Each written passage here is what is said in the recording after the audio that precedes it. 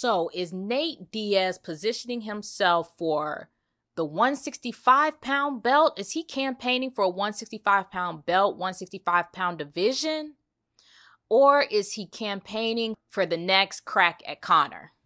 Or Khabib, it sounds like.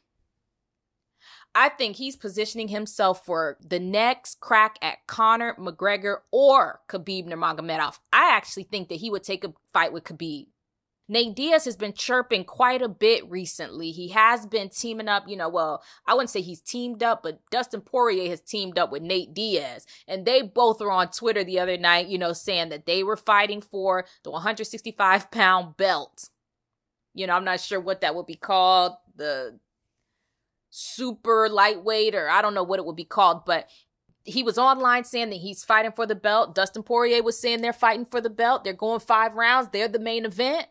Because we all know the main event went to shit when, with John Jones and actually I'm going to do a separate video about that. I'm going to put a video out about why I think that they're still looking for a main event for UFC 230. But for Nate Diaz right now, I think Nate Diaz is back, and he's back with a plan. Nate Diaz seems to be one of the only fighters, Nate and Al Iaquinta, who have been able to fight against the UFC and win.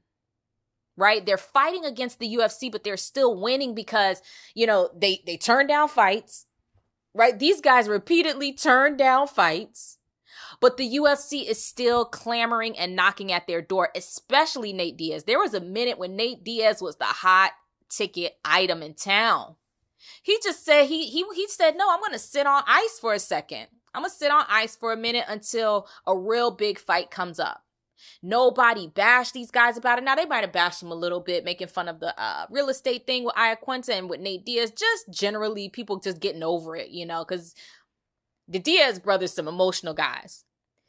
They are some incredibly emotional guys. So you just like, okay, they're in their feelings right now. Just let them have it. And we'll see them when they get back in the octagon. And also Nate Diaz and these guys. Nate Diaz never really seemed like a guy who cared about a belt. Right? Nate Diaz doesn't care about a belt. He wants to make the most money and he wants to get the hell on. He wants to be able to make money, chuck the deuces, and do his thing that he does, his hobbies, his, biking, triathlon stuff, his, training with the kids and all of this stuff. He wants to do that and make boatloads of money. And this is his angle.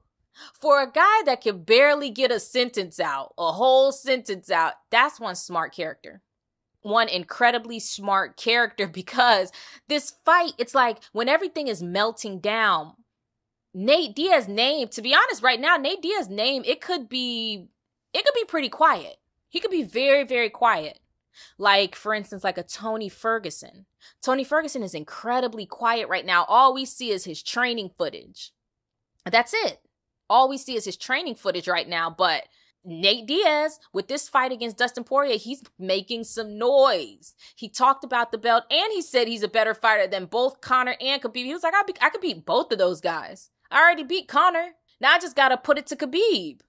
That's it. And I think it's starting to make a little bit of sense. I've heard Nate Diaz's name a lot. For this lead up to this fight, there's Conor's name that's saying a lot, but Conor seems to be losing a lot of steam. I'm not sure where his fans are, where his diehard fans are, but he seems to be losing a lot of steam. Like, the whole fact that they didn't have an audience in the press conference, it made it seem like Conor isn't as big as he used to be. That's just how it seems. It comes off that way because, they kicked everybody to the curb, had them watching the press conference out on the street. And then the news comes out that the press conference had no volume. It had no sound. You were just looking at pictures. About 45 minutes through the whole thing, they finally decided to put on some subtitles, and the subtitles were off. So that's just horrible. And then a bunch of fights breaking out. Of course, fights are going to break out when you give people a product like that. That's just an idle mind right there. You're giving people, that's just an absolute idle mind. All the people who came out to do something, to see something spectacular, they didn't get to see something spectacular, so they had to do some shit. And that's argue against, Khabib fans arguing with Conor fans and vice versa. So Nate might be positioning himself. Now, there's one other character involved, and his name is GSP. He is also angling for the fight. He is also angling for that fight. GSP is angling for it, and low-key, Tyron Woodley is also angling for it.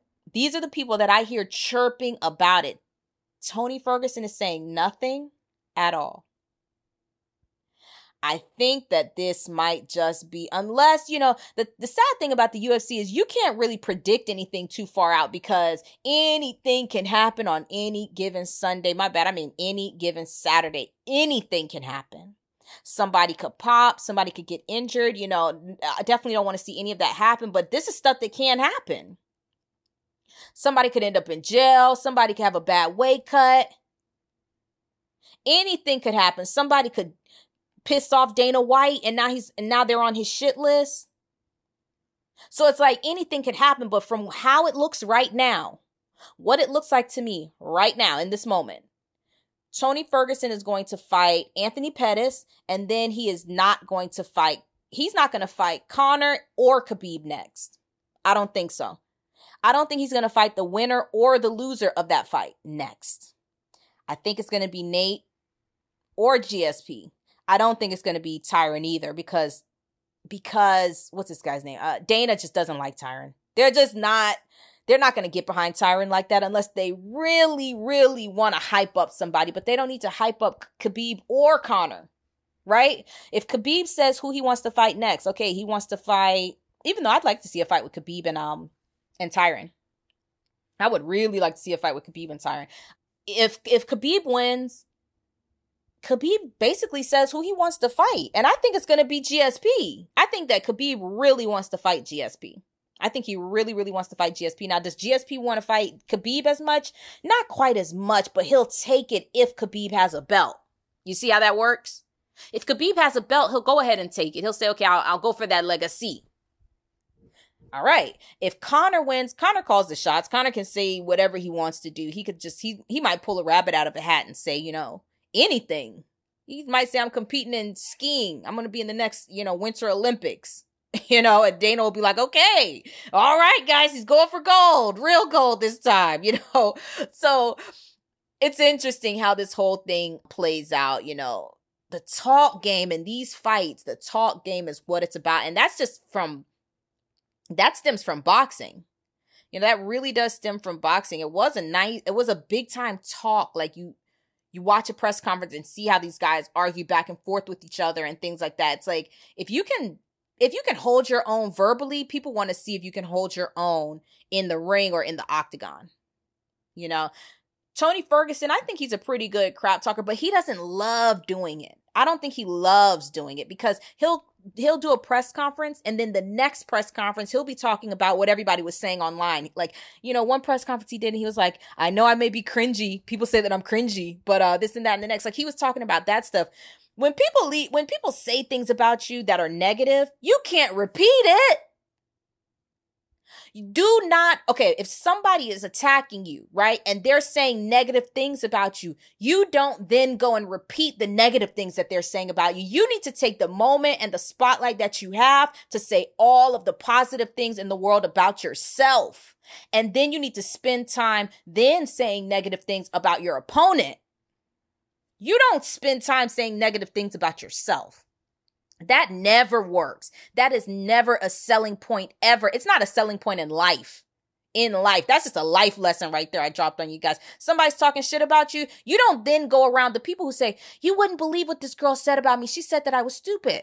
Can you believe it? She said that? Whenever you hear people say that, they have a very short success. Their success it just comes short to them. They feel success. There is success there, but it's not as long and it's not as long lasting and it doesn't feel as good as it would if they were just saying positive things about themselves. Forget about the negative things. Forget about the trolls. Talk about the people who are supporting you. That's why I'm always talking about the supporters of the channel, man. The channel MMA team, all of the subscribers. I'm always thankful for you guys. Don't get me wrong. There's tons of stuff that I block. Well, no, maybe not tons. Maybe not tons, but there's stuff that I block. But I'm not clamoring on about it. You know, I'm not clamoring on about, oh, specifically this person said this person said that. Tony needs to stop doing that. His last press conference, that's what he was doing the whole time. You know, people may say that I'm not this and that, but it's like, don't take your platform right now and talk about what other people are saying. Talk about the point. You are fighting Khabib. You are fighting Conor. How are you going to beat him? Why are you the best? You know, and Tony Ferguson actually is. He really is. He's just never had the crack at the top. He's been so close to the top, he could damn near, he was in the same area code, the same zip code as where the top is, but he was not at the tippy top. He wasn't at the peak. He never got a crack at it. He never got one crack at it, and that's just because of, you know, that's just because things fell apart for him. Things definitely fell apart for him, but he also got out-talked. Like, somebody just, like, Kevin Lee came in there and talked Tony Ferguson into a title shot, into an interim belt. It was Kevin Lee's talking that got him into that title shot, that interim title. Even though Tony Ferguson, great fighter. His training, you could watch his training. You're just looking like, dang, I didn't know people were doing stuff like that out here, you know. Great training, great everything. But when you look at his tweets, what is he saying? This is for the trolls who don't believe in me. You know, all the haters out there aren't going to understand what's going on. This and that. Never saying anything about the fans. Nate Diaz never talks about trolls. He sticks to the point. I'm better than Conor. I'm better than you. I'm going to beat you. We all saw you playing touch butt in the park with that guy with the ponytail. He always sticks to the point. He never gets off the subject and starts saying bad things about himself. It's almost like he doesn't even see it. It's obvious that he sees it, but it rolls off his back. It rolls straight off his back. Same thing with Conor. Conor sees the negative things that people say about him, but it rolls off his back. He will use it. He might talk about it. The important things he might talk about and say, you know, people say, you know, he'll say, what did he say that time? You know, everybody's saying that I talk too much. Well, guess what? I back it up. He immediately comes back and says something positive about himself. Now, I know I've gone on a bit of a rant here about that, but, you know, I'm just going to get back on point. But that needed to be said. That really needed to be said with Tony Ferguson. Tony, you need to look at all the greats. What did the greats do? They talk about themselves. They celebrate themselves. They celebrate their fans. Don't celebrate the trolls. I hear that all the time. I think it's dumb as hell. Do not celebrate the trolls. Celebrate the people supporting you, the fans. And I'm going to leave it at that. But Nate Diaz, if Nate Diaz goes out there and beats Dustin Poirier, I think that he's next in line. He's definitely next in line. If he looks as good as he did against Michael Johnson, against Dustin Poirier, now that's a tall order because Dustin Poirier is looking the best he has ever looked. He looks great, actually. Guy looks amazing. But if he goes out there and looks as good as he did against Michael Johnson, I think we got a fight on our hands, a couple of fights. We've got the Conor fight, and if he beats Conor, he'll go in there and probably fight Khabib as well. Interesting how this whole thing plays out. It's such a little saga with these guys, with the top of that division. Anybody in the lightweight division, they might just want to move up or move down. Because it's going to be occupied by some big business for a very long time. I'm telling you, it's either Nate Diaz, GSP, Tyron might get a crack at it. Tony might get a crack at it. I don't see Tony getting a crack at it, but still, how long is that? We're talking about 2 years.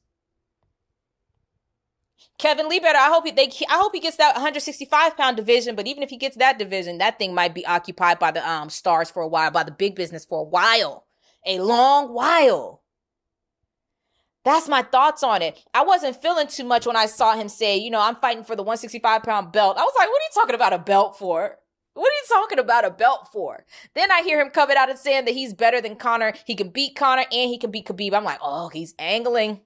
He is angling because he sees GSP angling. He's like, GSP not going to get he's not going to get in here. He need to take his welterweight ass back up to welterweight or middleweight. He's not getting up in here. Nate Diaz, I can't knock the hustle. That's one thing I can't say. Right now, I'm going to have to, just say, sometimes you got to get it how you live. And I can't knock Nate Diaz's hustle right now. He's angling. And I think he just might get it. Anyways, guys, hit that like button. Hit the subscribe button. Leave your thoughts in the comment section.